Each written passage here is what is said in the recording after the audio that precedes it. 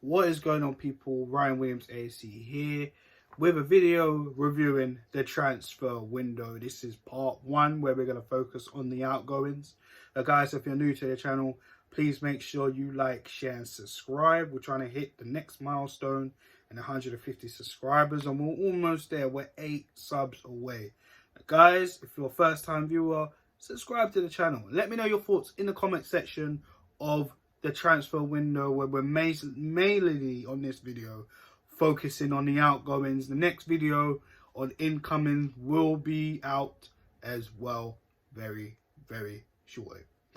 Now let's just get into it. Of course, transfer window's closed and we're going to focus on the outgoings, like I just said. So Willian has left, and I think a lot of people were pretty happy, including myself, to see the back of Willian. Didn't work out. Even himself, he did come out, make comments, and did apologise to the Arsenal fans. Even though there was a lot of foolishness that we did see in terms of liking Chelsea's posts, etc. I mean, that's his former club. I'm not defending that, because you're at Arsenal now, rivals to Chelsea as it is in terms of London rivals. And yeah, right now, yeah. But that's another conversation for another day, isn't it, guys? Yeah, not very good, not very smart of Willian to do that, but it is what it is. He's gone now, and you know what? All I can say to him is leaving that 70% of his wages at Arsenal, while he would just leave. You know, Arsenal don't really have to pay off anything else. It's pretty honourable of him. I'll give him that. But again, bad transfer. Should have never really come to the club. But it is what it is. Joe Willock, our only sale. Can you believe that? Our only sale this window. Jeez Louise. And for me, I've already touched on Joe Willock's outgoing to Newcastle. So check that video out, guys. It's on the channel. Yeah. That's all I'm going to say on Joe Willock, to be honest. Check the video. I already covered it. Long story short, all I can say is I don't think Arteta would have got the best out of him in terms of the system, the freedom, the way Joe Willock plays. And I think this is a good move for him. And I think he actually proved some Arsenal fans wrong about him, which I was more happy about as well. So good luck to Joe Willock. And the rest are just loans. Starting with Dino Mavropanos, the forgotten man, the forgotten centre-back. Up and down with injuries at Arsenal, you know, was a bit raw, you know. And to be honest, he's had a good season at Stuttgart last season. This season, he remains to be there, and I think there's an obligation to buy from Stuttgart. So this might be the last, well, I think he's pretty much gone, if I'm honest with you. I don't see Mikel Arteta featuring him in his plans, even though our defence, you know, needs to be sorted out. But yeah, Mavropanos seems like he's probably going to be gone. We'll find out throughout the season if Stuttgart are ready to pay the fee to buy Mavropanos. Speaking of that, Matteo Guendouzi, another one. Divides opinion, Matteo Guendouzi. Attitude and also his passion, and as well as his attributes. I mean, it defines opinion, like I just said. Now, he's gone to Marseille on loan. They do, I'm pretty sure it's an obligation to buy, or an option to buy, for £10 million. And, you know, he's done all right out there. He was in the team of the week with another loanee in William Saliba, who, in my opinion, should have got given a go this season. But it is what it is. He chose to go back to France on loan when Arsenal said, well, we're going to loan you out. Arsenal actually wanted to loan him out in England, which for me would have made a lot more sense. But for Saliba, of course, you know, the unfortunate situation that has happened to him over the last year. I mean, he chose to go back to France where his family is at, and now he's playing for Marseille.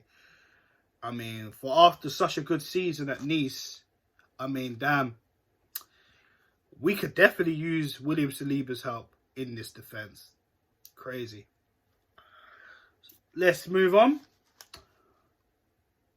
Lucas Torreira, another player who I felt, he did say he wanted to come back and give it a go, even though at first got him, did alright, did very well. Of course, his most standout moment, well, I think there's two. There was one, he did like an overhead kick, if you remember, guys.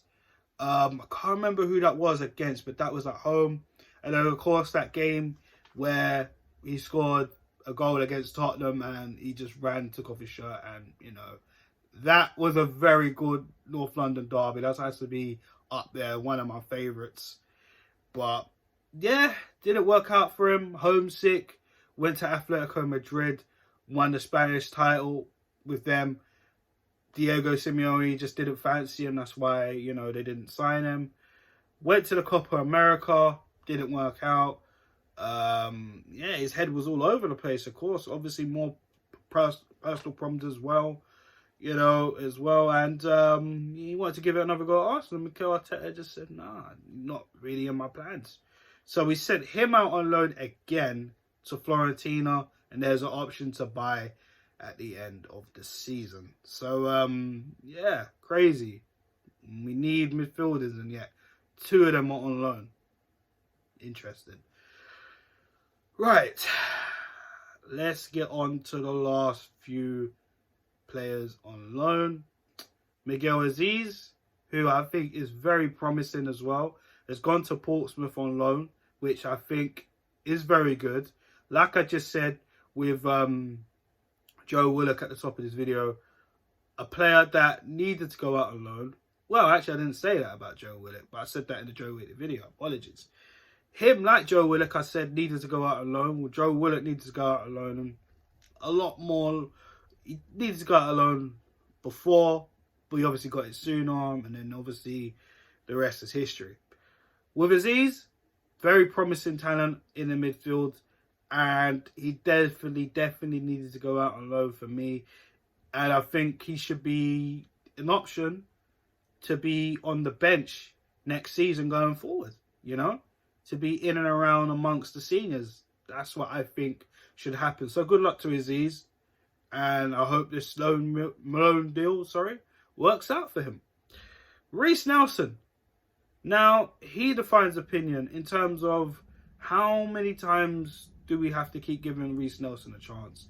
For me, the reason why I say that is because nothing to do with his talent, but he's been given opportunities and he just hasn't really taken them. Again, he did score that goal when we played Leeds in the FA Cup last season, the season before when we won it, which was important. But, played against Portsmouth as well. And he just hasn't kicked on from that. And he was given the option to go out on loan last January, but he said he decided to stay. Maitland-Niles went out on loan, Willock went out on loan, but he decided to stay. He said he wanted to fight for his place. We didn't see Nelson for the rest of the season. If there was one game, remind me, but I don't remember Nelson actually featuring for the rest of the season. But, and then he started contemplating his future, and, they said, well, we're not going to let you go out on loan until you sign a contract. They've been waiting for Nelson to sign a contract for a few months now, But he signed an extension, and now he's gone to the Dutch League to join Feyenoord on a loan. Now, the last two who I personally want to see the back end of,